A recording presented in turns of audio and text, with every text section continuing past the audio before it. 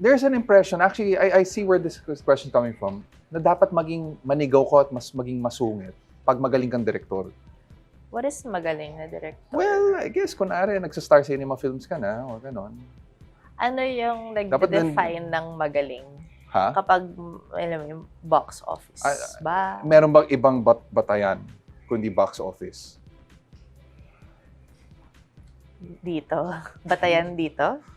I mean, Ang dami kasi in life. batayan. Oh, okay. Oh, kung walang, it's not I mean, viral. maraming great films na hindi napanood ng maraming tao. So yes. So there is an impression even, let's say, yun nga, I mean, even the great directors of, let's say, the 70s, they're known to have big tempers. As in, really, they will get mad.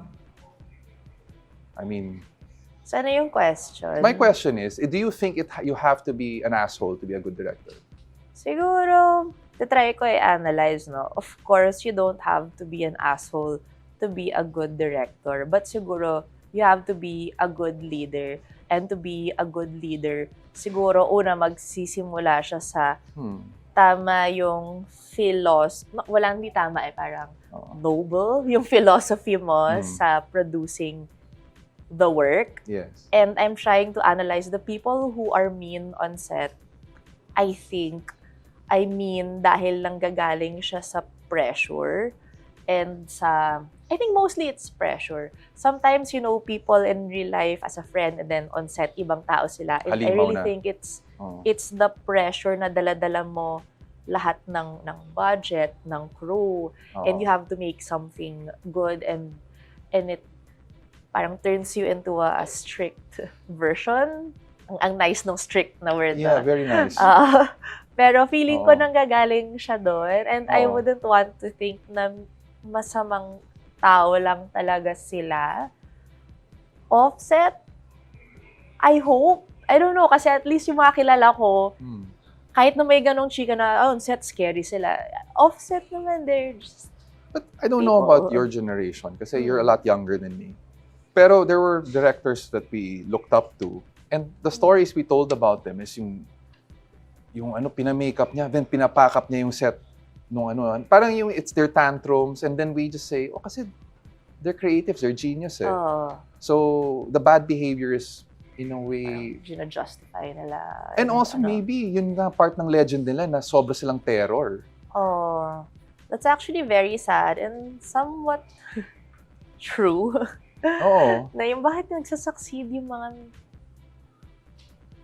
mean people and bad people. And not just in the film industry. Lalo nang wala. Diba? Yeah. At nagsasucceed lang sila. And if you ask me why, I don't know why they succeed. So, trinay ko lang i-analyze, bakit ba mean sila at bakit ba magaling sila? Siguro one aspect also ay yung standards nila. And they, hold tight to their standards. So, pag hindi ka sumasabay sa standard na yun, dun sila pumipitik. Ibang type rin yun eh. I've witnessed those types of directors naman. Have you ever lost your temper on set? Yes.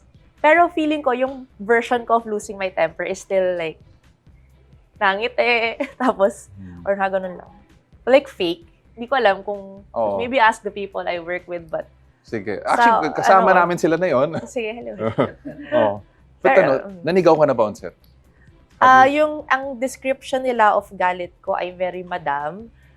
Like, may maliit na speech na kind, na okay, quiet tayong lahat.